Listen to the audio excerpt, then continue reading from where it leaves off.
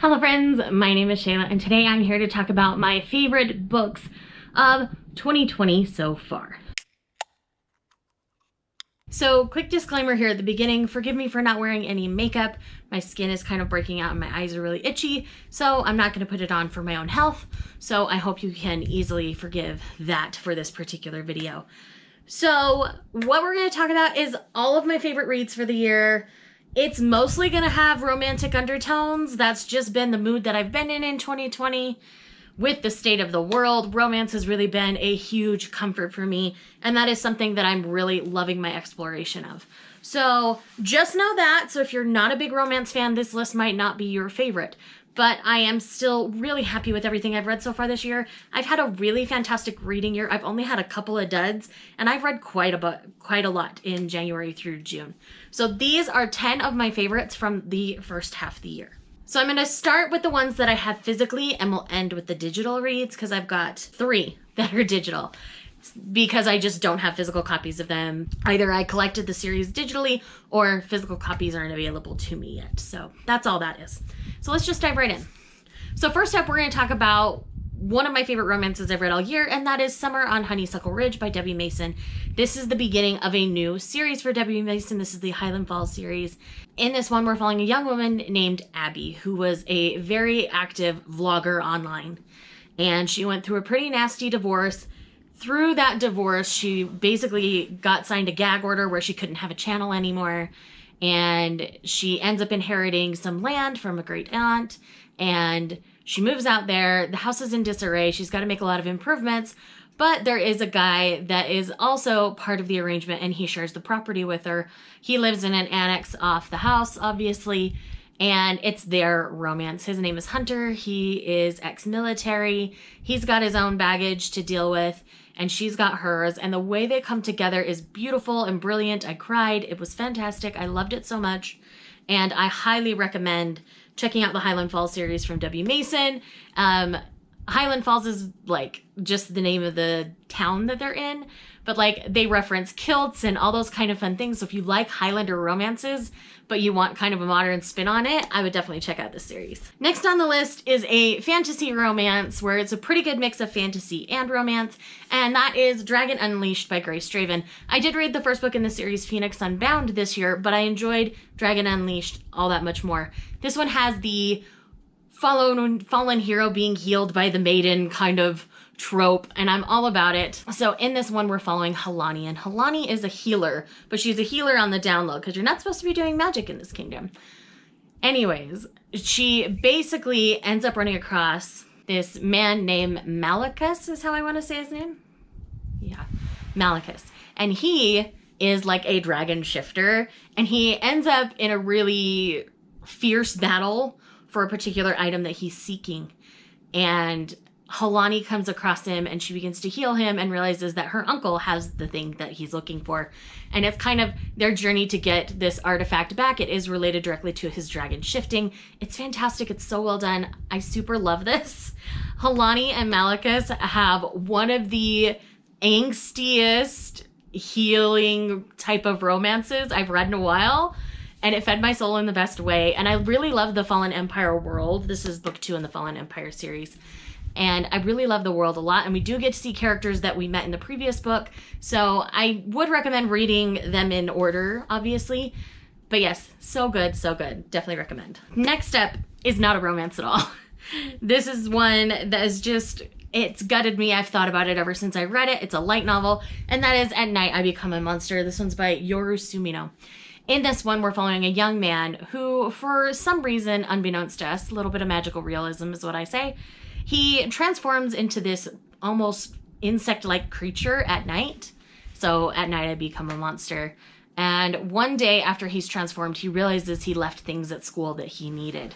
He normally just hangs out in his room, so he ends up going to the school. While at the school, he ends up running across one of his classmates, and her name's Yano.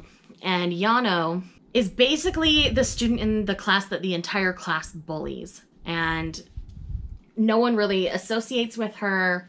This is Adachi's chance to get to know her.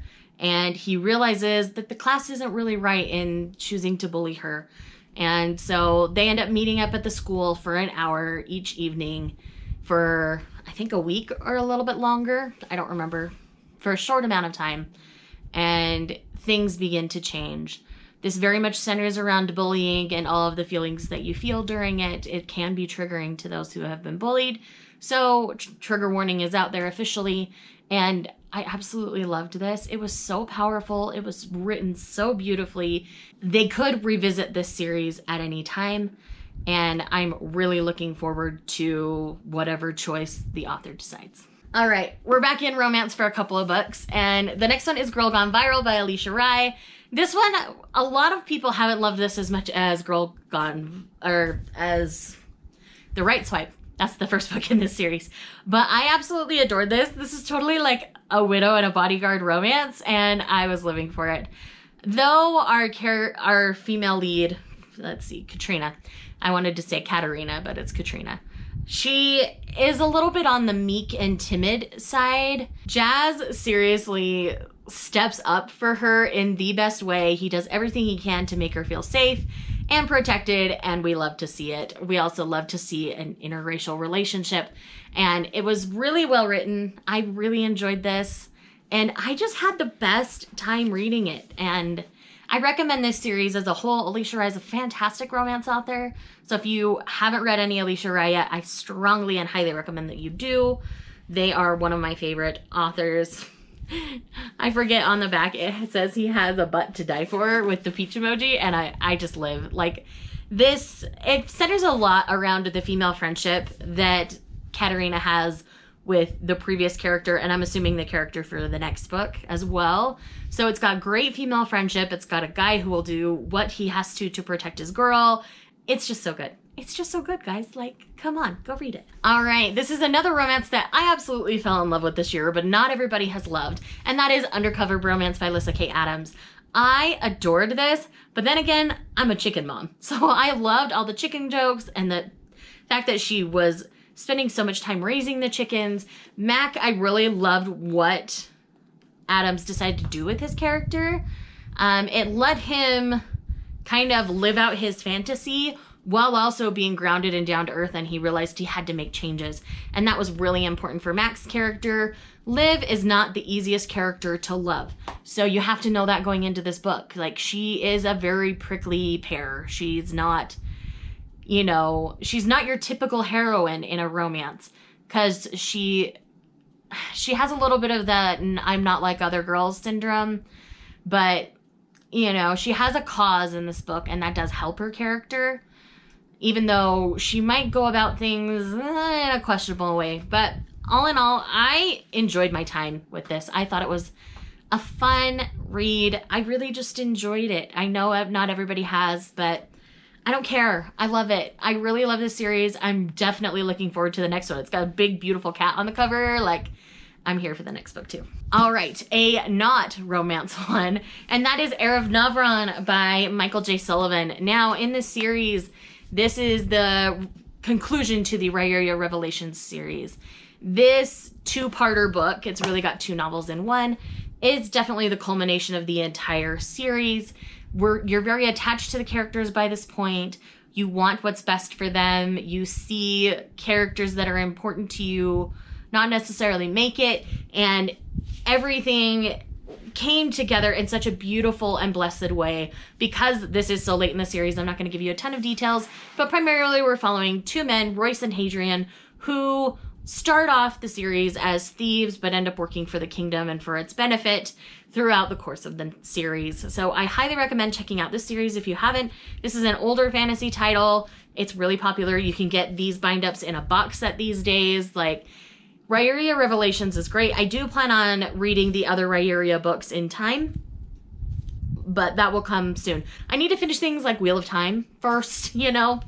Can't get into too many big fantasies. All right, next one. This is a love it or hate it book, and that is House of Earth and Blood for book one in the Crescent City series by Sarah J. Maas. I do have an entire reaction vlog to this, so I will leave that linked if you want more of my detailed thoughts. But this is essentially an urban fantasy in which we follow a young woman named Bryce who has powers, but they're very limited. She works all day, she parties all night, she's got a werewolf shifter best friend, and something very tragic happens to Bryce. And we kind of deal with the after effects of all of that. I went into this pretty blind, not knowing too much, and I encourage other readers to go in kind of blind rather than like watching a bunch of reviews or reading a bunch of reviews and watching a bunch of reaction vlogs if they haven't read it yet, because this book was a journey, and it's very clear by my reaction vlog. If you've read this book, you can go and watch it and see the journey with me. I cried multiple times with this. Sarah J. Maas has that way of pulling at my heartstrings that other authors can't do. It's just a Maas thing. And I acknowledge her characters aren't always original, and I realize that she has a type. But you know what? I'm okay with that. This is fiction, and I enjoyed it for what it was. And I recommend giving it a try if you haven't yet. It definitely feels like a Sarah J. Maas book. So I wanted more smut, I will say that. But I'm thinking by the time the next book comes out, we will definitely have a lot more smut. All right, time for the digital reads. So first up, we're going to talk about The Darkest King by Gina Showalter. This is book 15 in the Lords of the Underworld series. This is William's book. If you're familiar with the series at all, William is a character we meet very early on in the series, and his book has been hinted at for a very, very, very long time. And when we meet William's counterpart, I wasn't sure how I felt about it initially, if I'm honest, but as I continued to read the book, I fell in love with her so much. She is the perfect counterpart to his dark side, and the other character that's hinted at his pairing early on in the series never would have worked, and I really enjoy who they ended up paired with as well. So I highly recommend checking out the Lords of the Underworld series. You are going to have some problematic tropes within it, so just be careful. But I love the characters so much, and I really enjoy the world. I'm actually planning on rereading all of the Lords of the Underworld books by the end of the year, so I'm really looking forward to that. So anyways, definitely check out the Lords of the Underworld series. I loved The Darkest King, 5 stars, one of my favorites of the year for sure, and I really just loved it so much. Next up, we have Dane's Storm by Mia Sheridan. This was an unexpected favorite to make my list, if I'm honest. And this one is a contemporary romance in which we're dealing with a couple who's gotten divorced after losing a child. And they got divorced because they were young and didn't know how to deal with it, and they listened to other people around them. So basically, they end up stranded after a small airplane crash and forced to work together, and they end up working out their differences together through the process. It was beautiful. I loved it so much. And it's on my list to pick up a physical copy of. I just have not yet. So this one will be picked up very soon. I did listen to the audiobook on this one, and it is available through Audible Escape if you're interested in just listening to it. And then last but not least on this list is The Traitor Queen by Danielle L. Jensen. Or Danielle K. Jensen? I don't remember. This is book 2 in the Bridge Kingdom series, and I loved this so stinking much. This is the conclusion to the romance from the pair in the first book, and I really enjoyed the journey because there's a huge fallout at the end of book 1. And so this is them navigating that fallout and having honest reactions to each other throughout the process. It was so well written. It was so good. I really strongly and highly recommend checking out this series if you haven't. I have ordered the special exclusive Bay Crate box for my copy of The Traitor Queen. So as soon as that gets here, I cannot wait. I've pre-ordered it. The physical copy comes out in August or September. I can't remember, but it's not, the physical copy isn't out yet. But you can listen to the audiobook, and I do recommend listening to the audiobooks. They're well done.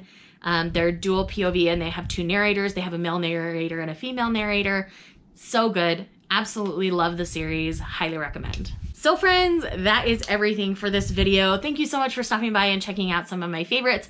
Let me know some of your favorite reads down below. I'm always looking for new suggestions, and I expect in the latter half of the year to have a lot more titles by Black authors, as that is something that I'm purposely seeking out more in the latter half of the year because I'm working on educating myself all the time.